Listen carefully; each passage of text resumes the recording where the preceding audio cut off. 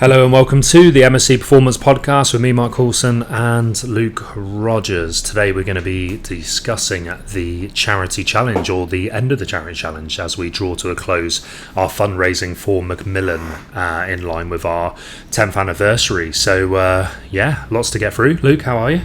Yeah, man, good weekend last weekend. So I wouldn't say I'm still recovering from it, but it was a busy weekend. So yeah, man, it was all good fun. Really nice end to the 10-year challenge, and excited to dive into it. Absolutely. So with the 10-year challenge, just to kind of go back over it for those who aren't too sure what we're talking about, back in March we decided that to celebrate the 10-year anniversary, what we would do is try and raise money for Macmillan, which is a charity that's close to our hearts, and we thought we'd use the good of the community. One of the the strongest point of MSC is the strength of the community, and I think we sort of thought, right, after 10 years, this could be an actual opportunity to gather everyone together, do a load of challenges to try and raise money for Macmillan, and kind of in line with the 10th year.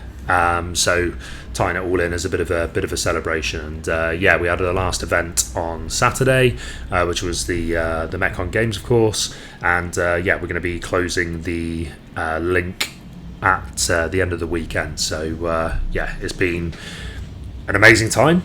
We've managed to raise around £7,200 so far, with a couple of days to go. So we're really proud of that achievement. I think it's been amazing, and the challenges have just further demonstrated again the community side of things, and it's been it's been a busy period, going right back to March the 29th, I believe, where we started off with the Mega Metcon.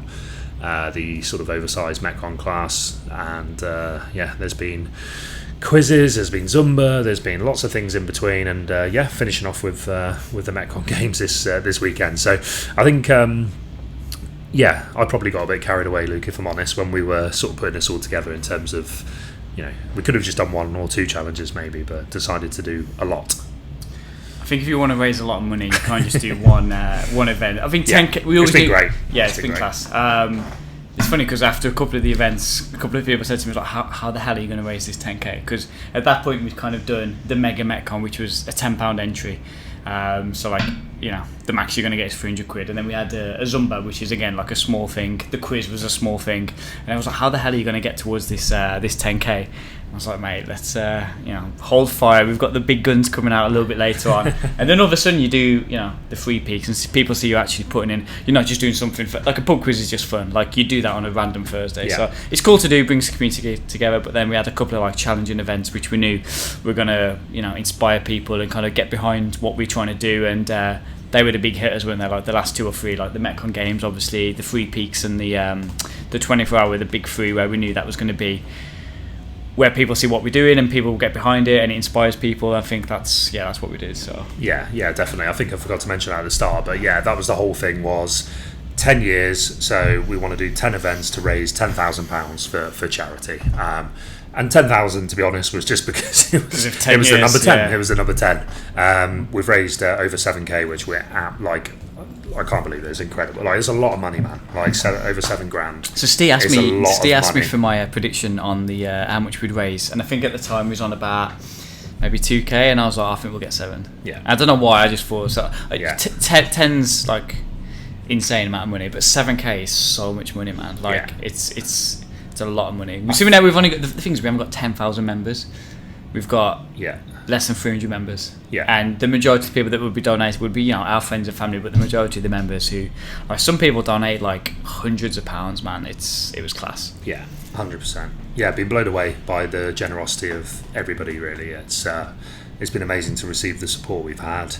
Financially, and also just with messages and things like that. And I always throw back to the 24-hour challenge was just insane. So 24 hours in the gym, consistent working out, like literally no longer than a 5 or 10 minute break in the whole 24 hours. It was pretty brutal, but with this one, we invited members along to sort of take part, just to help. We were trying to just basically cover as much distance possible in a few pieces of equipment, and members were invited to come down and get involved. And I remember thinking, right, so it's me, Max and Steve doing it. we're gonna, starting at 10 a.m. on the Saturday, we're gonna have a lot of support in the first couple of hours. Then it'll quieten down a bit, and then 4 o'clock the gym closes on a Saturday normally. So we were like, okay, after 4, like, we might get 1 or 2 stragglers coming in, but it's going to be pretty lonely until we get back to 7, 8 in the morning on the Sunday. And there wasn't a single hour we were by ourselves in the whole 24 hours. And just at like 2, 3 in the morning, there must have been like 30 or 40 people in the gym, like cheering us on, getting involved, bringing food, bringing snacks, so much food and drink. I mean, we had so much left over at the end. We actually had some of the drinks for this weekend after the Metcon games. Yeah. That was amazing, and it just, again, going back to that sort of level of support, and when we were posting about the 3 Peaks challenge and things like that, like everybody was messaging, sharing. That's the thing for me, because there's more ways to support. You haven't just got to support with your wallet and with your money, because not everyone's got that, the financial freedom, but the support of like the messages, coming down and support, encouragement and stuff like that. That's what matters to me as well. Like that's huge, man. Yeah, it was really cool. I think everyone had the same idea, didn't they? At the 2 o'clock, I was like, there's going to be no one there, so we'll make an effort to come. And then I came in at I think 4 o'clock, and there was no one there. And then like, a couple of people came in, but everyone had the same idea of supporting when it gets quiet, which is a selfless thing to do, because it's a horrible time to be going to the gym. Yeah, exactly. And obviously finished off this last Saturday with the Metcon games, and that's the 10th time we've done the Metcon games as well. So again, linking in with the number 10. It was the 10th Metcon games we've ever done on the 10th birthday. Just a really nice way to kind of finish off the summer event. So I think we're looking forward to maybe a few weekends off, Luke, if that's possible. I've got the West Midlands Development Comp this weekend, but after that, good. I've got Jazz doing the British next week, but we'll find some time off. Metcon Games, how did it go for you? Man, I loved it. I thought it was class. I thought it was probably the best one we've ever done, both in terms of atmosphere. A couple of people said like they liked it. It seemed like the last one was a bit more intense, probably because it was a smaller group. It felt like there's a bit more pressure maybe, or with a bigger group there's not the same kind of pressure, and I think it was just a nice balance. I thought everyone had a good chance to shine. A lot of the beginners said that they felt really like included and didn't feel like they were kind of letting the team down, so I think it was nice to see everyone pushing hard. I think it was a good balance of the events. I always like to try and make it so there's something for everyone to succeed in. So if you're a strong person, there's a strength event. If you're an endurance guy, there's an endurance event. If you're a speed person, there's some speed in there. We're training all the qualities and challenging all the qualities. And that means that everyone gets a chance to showcase what they can do. And I think everyone did. Like, I think everyone had it. Everyone comes away positively and says, I did really good on that event, or I was great at this. This was my event. It was cool, man. It was good. I did have an inkling this year that I would win, if I'm honest. Like, looking at the teams, I was like, okay. Because the mistake I think I made when I was a power... I mean, it doesn't matter who wins, does it really? I'm only messing. But, like, I always choose the strong people and then get blown away. Because my natural bias was to strap. So this year I was like, okay, I'm going to go for, like, I know who's good at running. I know who's fit. And then I think I had a couple of lucky swaps with, like, Juan covering. So that really helped. Because he was... put him as the MVP. But he was a last-minute cover for me because he hadn't originally come in. So someone dropped out. He went in. And I think I got a little bit lucky with that. And also, no one knew... The guy called Joel, he had the wrong... He's got 2 surnames apparently, and he intertwines and changes them. No one picked him, so I had him last, like the last one, because no one knew who it was, and it turned out to be like one of like a really fit guy. So that worked out really well as well. So a couple of lucky things like that worked out, but more than anything, it was really, really good fun. What about you? Yeah, I think like everyone gets something from it. Everybody gets some sort of PB. Everyone gets something that moves them along, moves the needle along in terms of their progression. I think there's nothing quite like just getting a group of people lift in. I remember back in the day, like I used to do it in the military courses and stuff I used to run, and like you'd have like 30 Marines like all going for a deadlift, all going for a 1RM, and like just that hype and everything like that just brings the best out of you. And definitely saw that this time. Like we saw one of our members like trap bar in 85 kilos, and like she was so happy with that. Like class. It was amazing, like because it was such a big PB, you've got everyone. It kind of just epitomizes what MSC is really. You've got people lifting vastly different weights based on their body weight, based on their experience, based on their natural strength levels, but everybody's pushing along, everybody's getting better. We talk about community and coaching being our 2 core pillars. And I think it's just a great, like the Metcon Games is always a great example of that, where that beginner, sticks that 15 kilos on the trap bar, 20 kilos on the trap bar, whatever, they move along. Like the experienced guys, can do that strongman medley that they didn't think they had the error, the sort of fitness for, the capacity for. So I think it's really good for one of our old slogans, unleash your potential. It really is a case of, wow, I can do this thing. I can do the trap bar, I can do the medley, I can do the runs and everything like that. So I think it's just a real cool eye opener. And then you go back in, you get back in on the Monday, and we go again, as we like to say, and but what you're working off now. You sort of you've gone to that level where we spoke about this a little bit recently in recent months. Like sometimes we can be a bit comfortable, when we're training, and just go in doing the 3 peaks that we did, or go in and doing something that's a bit horrible, not the Mekong Games is horrible, but a couple of tough events where it's out your comfort zone, for out sure. the comfort zone, and it's right, I can do some pretty cool shit. I can push to these kind of levels, and then you go back down a notch and you just go into your more sort of sustainable, consistent training. You can't train like that every day. You can't do your Mekong Games style every day, but I think it's a great marker for I've moved the needle along. This is what I'm capable of now. Added motivation, level, everything else goes up a level. Your basic training goes up a level. So I thought it was a class day. Really good. A bit like the lift off as well in that respect. The amount of people that hit massive PBs on the lift off, and then all of a sudden they're like, oh wow, my max isn't 100, it's 130. And it's man, it's 30%. It's huge. And then all of a sudden you're okay, so if that's your max, Elijah fucking deadlifted 290. It's Elijah, you can't be doing 120 kilo back offsets. You're so strong, man.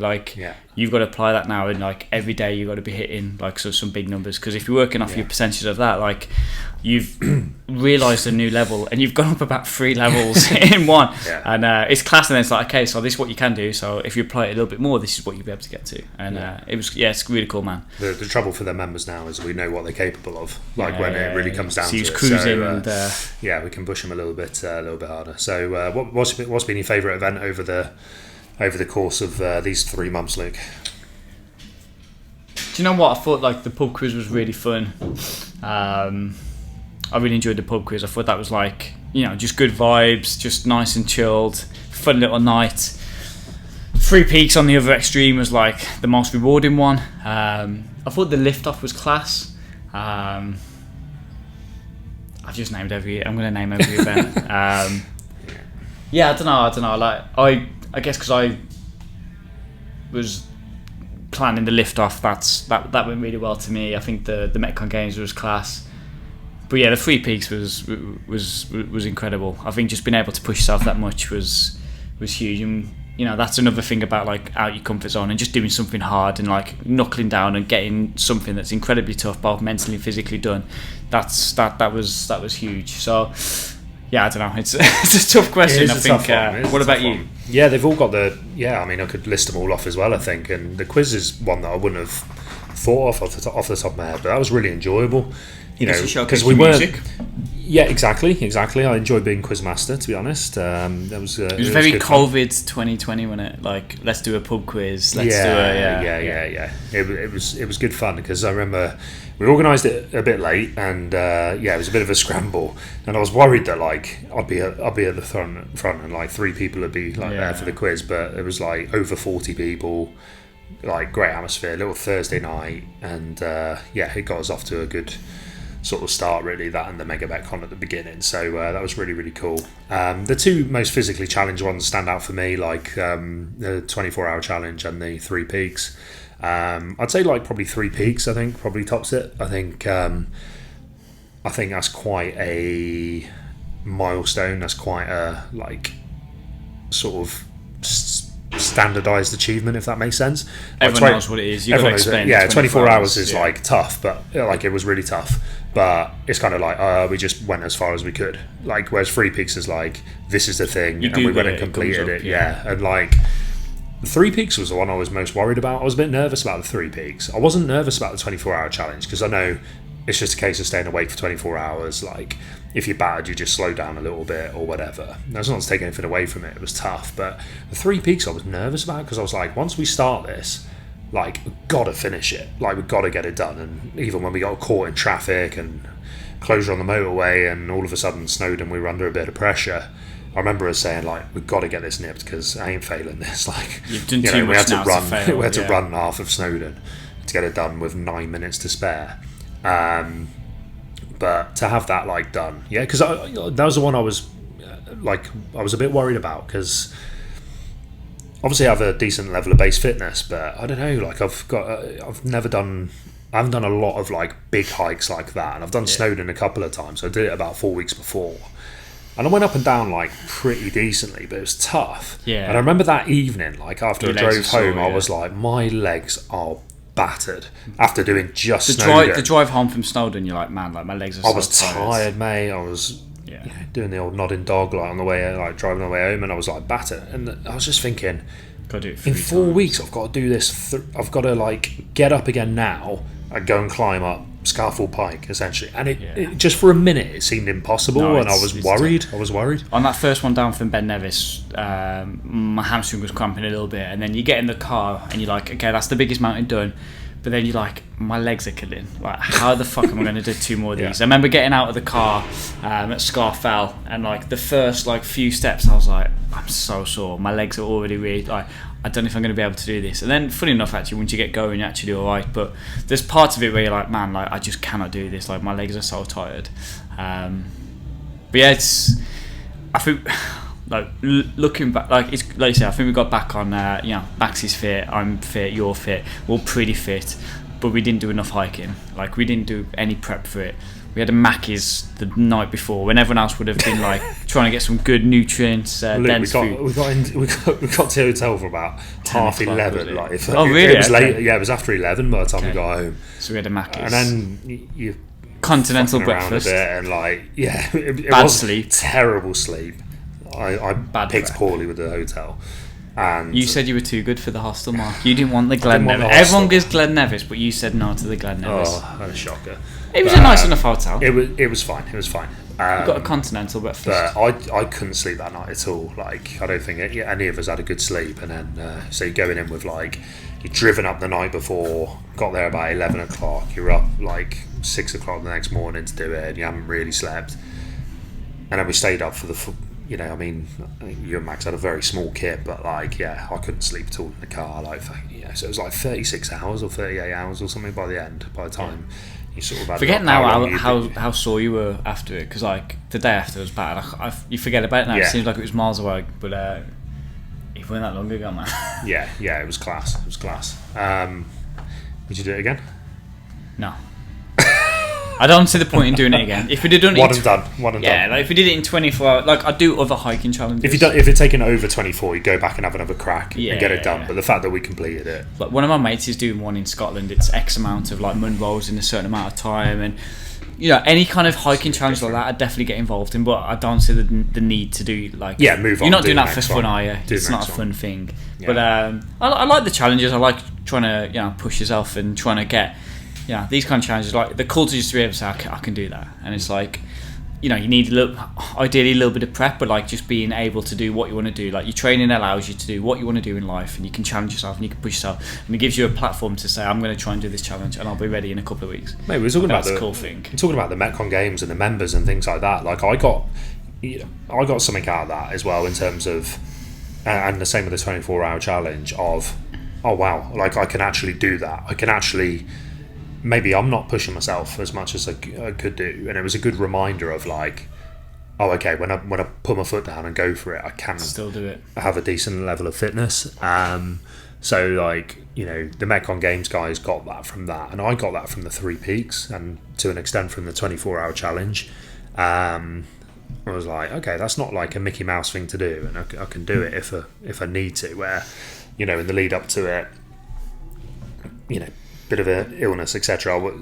Cut a long story short, wasn't like in my probably best physical condition leading up to it, but to still be able to get the job done gives you a lot of confidence to, like, you know, push on, you know, push what your training up actually capable of. Yeah, if it has to be, you know, when you're in survival mode. And I think, like I said, you know, there's pressure on that 3 Peaks. Like, eyes are on. Like, you don't want to be failing that, man. Like, when we've built it up and we've got people throwing money at it, like, you've got to get it done. like just got to get it done, and yeah, luckily we did with not too much help from the traffic gods or the weather gods up in Scarfield. Was what would you if you're going to do it all again, what would you do different on the free peaks? You said about like our preps not being the best. Is there anything, like anyone that's budding to do the free peaks, what little mistakes, or like what would you do to prep you for that?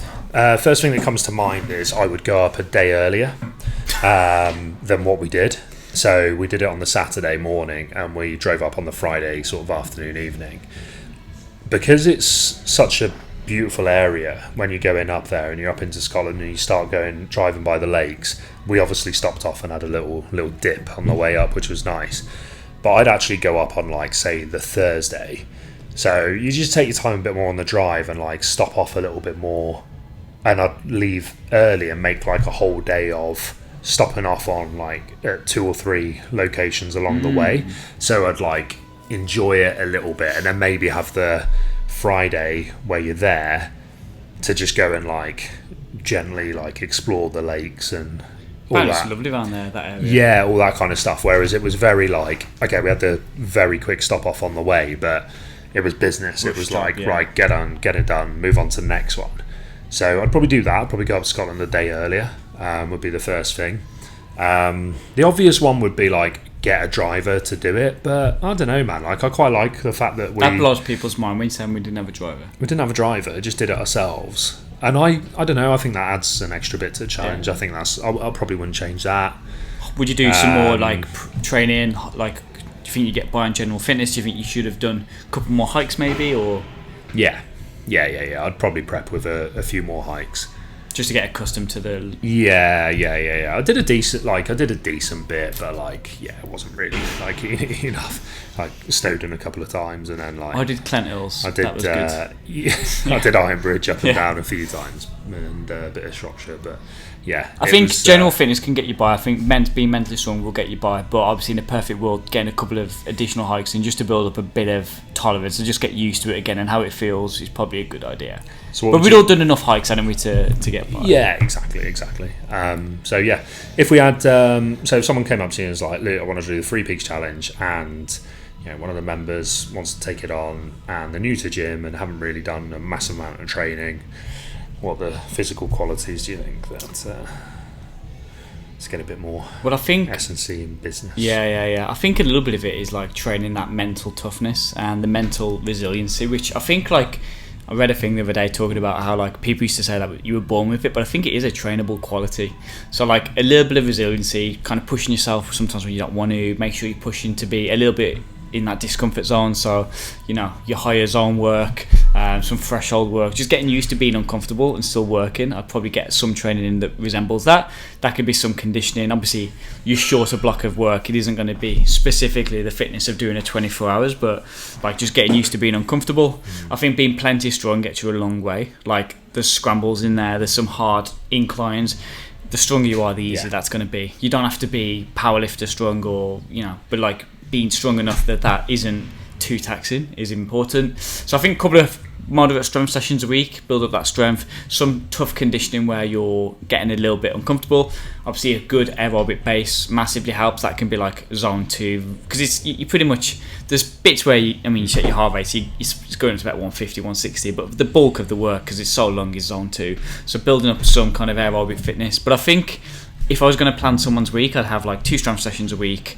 I'd have like a harder conditioning session where they're trying to get into like the higher, some threshold work, and then maybe like a hike on the weekend of like moderate discomfort and difficulty. I think that's perfect. To get used to being on your feet for a long time as well, I think is... because like bike zone 2 versus doing a hike, even if it's an easier hike, it's a bit more specific. Yeah, definitely. So just you build in some strength and some conditioning in the gym, and then you've got your specificity of the hills and the mountains after it. Yeah, definitely. I think that's a perfect week, to be honest. Would you say, what would you add or take away from No, I think that's pretty much spot on. I think the strength's important, definitely, for those scrambles, but also coming down as well. Like that's a tough thing when you're actually like on the way down was equally as tough. A lot of the time, Snowdon on the way down was tough. Yeah. Like your legs are tired. Like having a good strength base is going to help with that. Yeah. Well, mate, I haven't done any hiking this year. I did one like at the tail end of last year, and I got through with minimal hiking. Yeah. Because I'm strong and fit. I think that's super important, man. Yeah. yeah, definitely. Strength definitely helps. Because going up, your heart rate's like a bit higher, as you say, and then like coming down, your heart rate's low. Like your heart rate's fine, but you do need strength, you do need stability.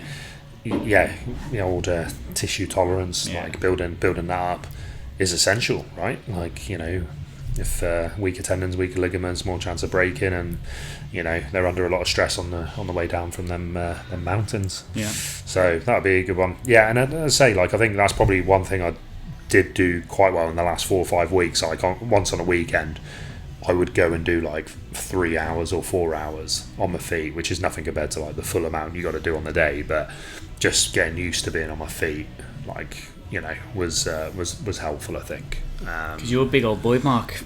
A lot of weight on the way down. A lot of weight, especially when you got the bag. A lot of way up on the way up, son. I tell you, it was fun and games. So yeah, I think. That's covered all bases, really. Yeah, man. I just want to say thanks again for everyone for their support. We will stop asking you to donate from Sunday, but any last minute donations you can donate at the link.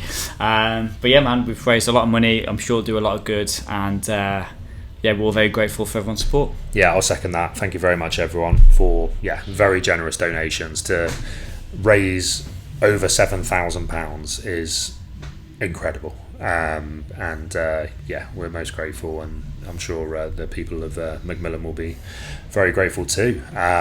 We have had a great time doing it. Wouldn't change a thing. I've loved every second of it. Looking forward to like just going back into work, settling into like the normal work like stuff now. Like, admittedly, like kind of small part of me probably is glad that it's done, but like it's been amazing. Wouldn't change a thing, and to be a part of something, a small part of something, like that, to raise that much money is fantastic. So thank you to everyone, thank you to the community, and thanks to all my teammates for doing the challenges with me. So it's been great. And shout out to Steve, actually, because he's been really pushing hard. He's been leading the majority of what we've done this summer, and fortunately or unfortunately for him, depending on how you look at it, he's obviously competed for GB in the basketball, wasn't able to be here with us for the Metcon games, which I know he was gutted about, and it was a shame, really. He missed out on that, because that's obviously the end of the event, and he's put so much into that. So I'd like to give him a personal thanks as well. Cool. Thanks for listening, guys, and we'll catch you next